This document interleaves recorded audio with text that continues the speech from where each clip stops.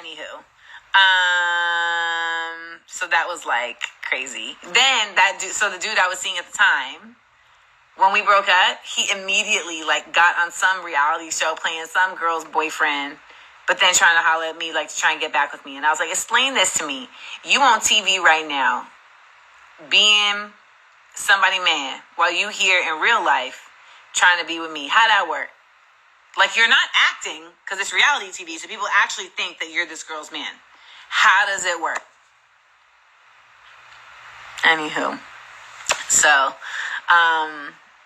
any other questions? I'm not going to even go to the question section. Ask me some shit to make my brain work. Ask me some shit to make my brain work. You're never going to get me to talk about, like, don't ask me about other black shows and whatnot, because I'm not going to give you an honest opinion. Like, don't ask me about, like, what did you think about that? No, like, ask me some shit to make my brain work. Those are my favorite questions, because it really is like a fun exercise to me to think. Like, see, these questions right here, these aren't good questions. Thoughts on The Real getting canceled. Thoughts on Amber Ruffin. I love Amber Ruffin. Thoughts on, like, you know, like, these aren't good questions. I want y'all to really, really think. Think. What do I think about the current Ukraine situation? It's trash. What does success look like? Here we go. What does success look like for you? Have you arrived at that destination in your career? Yes, I have arrived at success. That doesn't mean that I am fulfilled. Like, that doesn't mean that I'm like, all right, we did it. And honestly, I don't even know if that ever happens. But I know that for me, like, there's definitely still like a set of trees that I want to see the other side of with my work.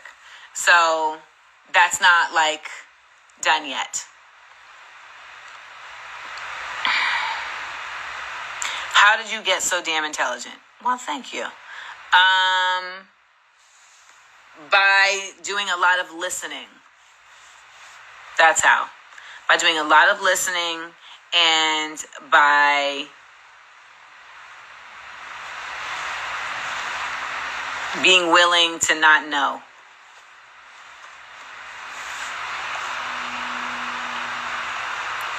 Someone asked, what's your biggest regret in regards to your career?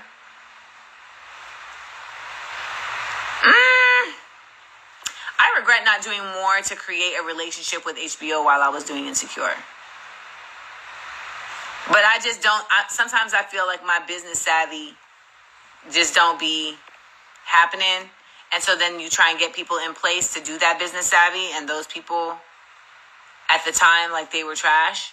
So there kind of like wasn't any, there just wasn't any way for me to really like handle that. And I wish that I had. What else? Did Tupac advance black women's causes? I mean, I think particularly within the context of what music was doing at that time, he did have a unique voice, because ultimately you had like gangster rap, which was bitches ain't shit all day, and you had native tongue shit, which was, you know, very fun, happy rap, but it also wasn't necessarily like bigging up black women or acknowledging like the uniqueness of our experiences. So I think, you know, Brenda's Got a Baby and Dear Mama, I know there's only 2 songs, but they were like very unique within the landscape of other artists at his level and in his genre. Do I think our VP is being underutilized, or is she lacking the kind of spine to occupy space in her role, and Olivia Pope that ish? I don't know. I don't know what's going on in that White House. I do not know. So You know, I just know that I ain't never seen the VP do shit. So I don't know why all of a sudden folks was like, well, what is she doing? When I wanted a black woman vice president, it wasn't because I necessarily thought that she was going to be able to like do shit on her own. A lot of it is just seeing representation. And that is like very much a first step to getting like actual work done, to like getting actual traction and action. So that was, to me, a foolhardy concern for folks. Like, you thought that she was going to get in there and be like, move aside, Joe. Let's get everyone reparations. Like, I not at any point in time did I think that was going to happen. And that's why people were like, oh, Amanda Seales is against reparations. I have never been against reparations. I'm just against expecting something that is not going to be given to you in the time frame that you want it.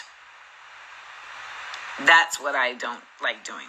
So I felt like it was just a not realistic thing to think that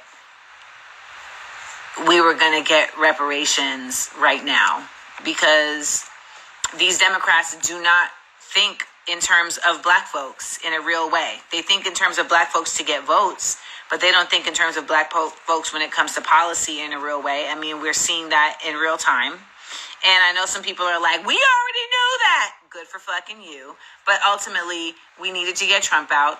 And there's a midterm election coming up, and I think a lot of folks still think voting doesn't matter. And again, I will always say, if it didn't matter, they wouldn't put so much effort to trying to prevent us from voting. I just don't understand how people really think that they don't do that math. Voting absolutely matters.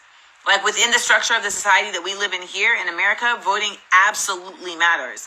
And it's not necessarily about voting for the fucking president, but you really do need to be voting for your senators. You need to be voting for your congresspeople. You need to be voting for your state senators, because those are the people who make the laws in your state. And as you can see, we are going further and further to a government that is really looking to the states to determine their fate. So you need to be looking at your state senators. You need to be voting for your attorney generals. You need to be voting for your district attorneys. All of these roles are incredibly important. We had Cori Bush on Small Doses this week, and Cori Bush is an actual congresswoman from Missouri. And she said something that was so poignant. And she was like, a lot of people just think that like you have to have some sort of degree or some sort of level of access to be able to be in this position. She was like, I have a high school diploma. It's just that I had the moxie to be like, I'm going to get elected. And she is the first black woman to represent the state of the state of Missouri in Congress. So I think it's really important, when people say things like, okay, so someone on here just said people need a reason to not get involved. And so they say it don't matter. And that's so true. And to me, it's odd, because I'm just like, I feel like a lot of the people that are screaming about like, we don't need to vote are actually the same people that are like, I want my community to win. So I'm just like, your heart is like in the right place, but I feel like you're shooting yourself in the foot, So that's how I feel about all that. We got time for one more, because I'm going to have to get off in 2 minutes. Oh, but side note, if you all have not listened to my podcast, Small Doses, you can check it out. Small Doses is available everywhere pods are casted. It's a good ass time. Just like everything I do, it's a good ass black ass time. Okay. Nice word. Someone said cogent. Nice. 10 points for Gryffindor. What's the last movie that I watched? Shrek. I watched Shrek the other day.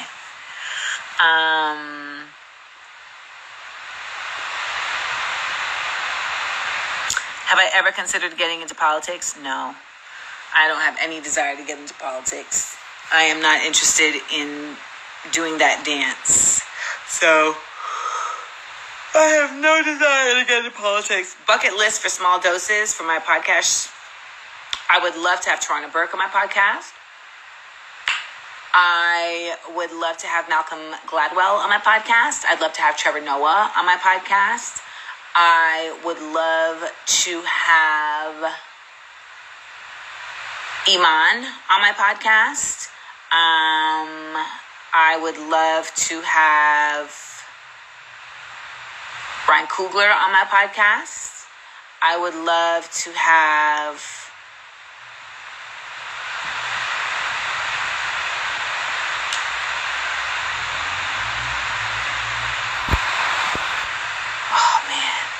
love to have Nikki Giovanni on my podcast.